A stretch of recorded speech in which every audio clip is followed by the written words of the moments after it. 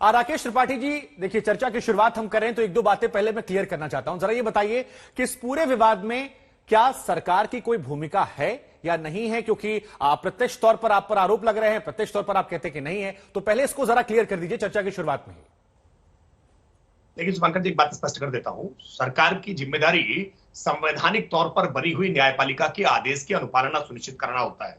यह सरकार की भी जिम्मेदारी है और इस देश के नागरिकों की भी जिम्मेदारी है कि कोर्ट ऑफ लॉ के द्वारा अगर किसी प्रकार का कोई ऑर्डर किया गया है तो उस ऑर्डर का सम्मान करें, और उस ऑर्डर से अगर नाइतफाकी है तो अपीलेट अथॉरिटी होती है, अपीलेट कोर्ट्स होती है, उनमें जाकर के अपनी दलीलें और अपनी तकरीरें रखें।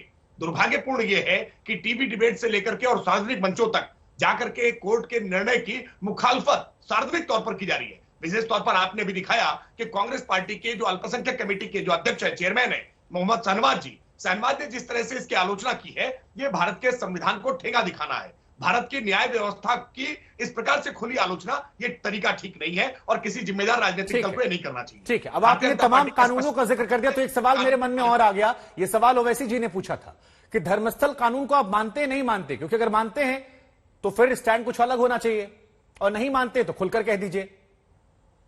देखिए, दो बातें मैं शुभंकर जी कहूंगा। भारत की संसद के द्वारा पारित किए गए कानून को मानना पूरे देश भर के हर नागरिक की जिम्मेदारी होती है, लेकिन जब यह संसद में कानून पेश किया जा रहा था, मुझे लगता है उस समय तत्कालीन परिस्थितियों का जिक्र करना भी आवश्यक है कि किस प्रकार से बहुमत के दम पर जबरदस्ती तरीके से, जबरिया तरीके से, मैं जबरिया इसलिए कह रहा हूं क्योंकि तब तत्कालीन विपक्ष के नेता अरुण जेटली जी इस बात को बहुत पुरजोर तरीके से रख रहे थे कि इस पूरे मामले को जेपीसी के सामने भेजा जाना चाहिए। नहीं, लेकिन आज तो कानून बना हुआ है ना सर, आज तो कानून बना हुआ है सरकार में, आप अब तो पालन करना पड़ेगा। नहीं पसंद आ रहा तो बदल दीजिए कानून, लेकिन जब तक बना हो तब तक तो पालन करेंगे ना आप।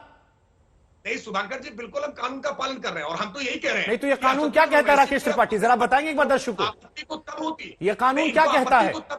धर्मस्थल कानून क्या कहता है? मान्यपूर्ण तरीके से जोर दबाव के आधार पर, बहुमत के आधार पर अगर हम कानून बदल देते तो इनको आपत्ति करनी चाहिए। आप देखिए, वो आपके पास है, वो नंबर गेम का हिसाब किताब, आप बदल देंगे, परिस्थितियां अलग होंगी, सवाल मेरे दूसरे हो जाएंगे। लेकिन जब तक कानून है तब तक ये कानून क्या कहता है, एक बार आप तो वकील हैं, समझा दीजिए दर्शकों को। नहीं देखिए, कानून स्पष्ट तौर पर कह रहा है कि 15 अगस्त 1947 से पहले जो धर्मस्थलों की नवैयत है, जो उनकी परिस्थिति है, उसमें परिवर्तन नहीं होगा। बात बिल्कुल ठीक है, लेकिन कोर्ट को इस बात के लिए रोका नहीं जा सकता है कि वो इन तथ्यों की जांच करे जो बातें कही गई हैं श्रद्धालुओं की तरफ से कि यहाँ हमारे विग्रह है, यहाँ गौरी के स्थान है जहां हमको पूजा के लिए अधिकार दिया जाना चाहिए, ये है या नहीं है, इस बात की जांच के लिए उन्होंने कमिश्नर नियुक्त किया है। ये अदालत का अधिकार है। अदालत के आदेश में अगर कोई खामी दिखती है तो अपीलेट अथॉरिटी में इसके लिए चैलेंज किया जाए। इस बात को लेकर के हाईकोर्ट, सुप्रीम कोर्ट जाने के विकल्प खुले हैं, लेकिन सार्वजनिक तौर पर इस तरह आलोचना करना यह न्याय व्यवस्था का मखौल उड़ाना है। ठीक है, हमारे साथ सैयद असीम वकार साहब भी हैं, क्योंकि एआईएमआईएम की तरफ से काफी ज्यादा विरोध किया गया, ओवैसी साहब काफी मुखर थे। तो वकार साहब जरा ये समझाइए कि क्या परेशानी हो रही है? अगर सर्वे हो रहा है, कहा जा रहा है भाई एक सच है जो छिपा हुआ है, जो भी सच होगा वो सामने आ जाएगा, तो कुछ छिपाना अगर नहीं है तो फिर डरना किस बात का? सर्वे होने दीजिए, कोर्ट में मामला है।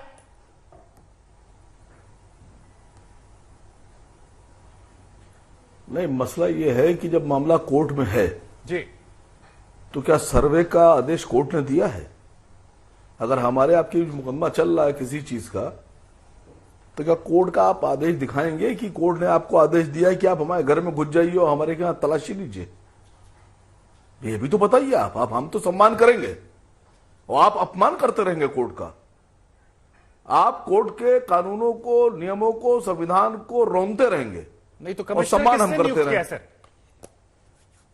दूसरी बात,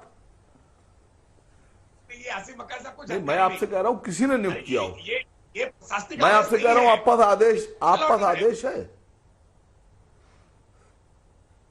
बड़ा आश्चर्य है भाई, आसिफ वकार साहब अपडेट होके नहीं आए हैं। ये सीनियर डिवीजन का, सिविल जज सीनियर डिवीजन का ऑर्डर है। कोर्ट ने अपने ऑर्डर में कोर्ट कमिश्नर नियुक्त किया है। कोर्ट कमिश्नर नियुक्त करने की प्रक्रिया कोर्ट के आदेश से होती है, ये प्रशासनिक आदेश नहीं है। योगी आदित्यनाथ सरकार ने नहीं किया है। देखिए सर, अगर बोलने नहीं दीजिएगा तो फिर इनको बिठा लीजिए और हम लोग। असीम वकार साहब, देखिए असीम वकार साहब, आपको बोलना है, आप ही की बात है, आप ही का मौका है, लेकिन आप जो कह रहे हैं सवाल यही है, ये आदेश तो कोर्ट का ही है सर, बीजेपी ने ऑर्डर नहीं किया, ये सर्वे कोर्ट के आदेश पर हो रहा है, कमिश्नर वहीं से नियुक्त किया गया है। सर बात नहीं सर, बात तो सुनिए जी। अगर नहीं बोलने देना है तो हमारा फोटो लगा लीजिए, बाकी सबका फोटो लगा लीजिए और एक तरफ आप बैठिए, एक तरफ बीजेपी बैठ जाए और डंडा ले ले, हम लोग को पीटना शुरू कर दे, क्या दिक्कत है? अरे सर, लेकिन सारे अगर सवाल पहले बुलवाने को बीजेपी से बुलाया तो पूछिए सुनिए, सर। मैं कह तो रहा हूं कि सर सुनिए सर, आपसे जी। कुछ नहीं पूछा है। न्यायालय ने 1992 में, सर्वोच्च न्यायालय ने यह कहा था 1992 में कि कोर्ट यह आदेश देता है कि बाबरी मस्जिद की सुरक्षा की जाए। किसने माना? क्या उत्तर प्रदेश सरकार ने माना? और अभी जो फैसला आया जी, अभी जो फैसला आया 92 वाला, उसमें कोर्ट ये कह रहा है कि सन 1200 से लेकर और सन 1528 तक जी, इस बात का कोई सबूत नहीं है कि उस जमीन के ऊपर जहां मस्जिद थी, उस जमीन के ऊपर कोई स्ट्रक्चर बना था जिसे मंदिर कहा जाए। तो आप छोड़ दीजिए उसको। आप बहुत सम्मान करते हैं कोर्ट का, मैं कोर्ट का ही फैसला पढ़ रहा हूं, न्यायालय का फैसला पढ़ रहा हूं। इसी जो अभी बाबरी मस्जिद के लिए फैसला आया है, उसमें सर्वोच्च न्यायालय यह कह रहा है कि इस बात का कोई प्रमाण नहीं है कि मुसलमानों ने मंदिर तोड़कर मस्जिद बनाई।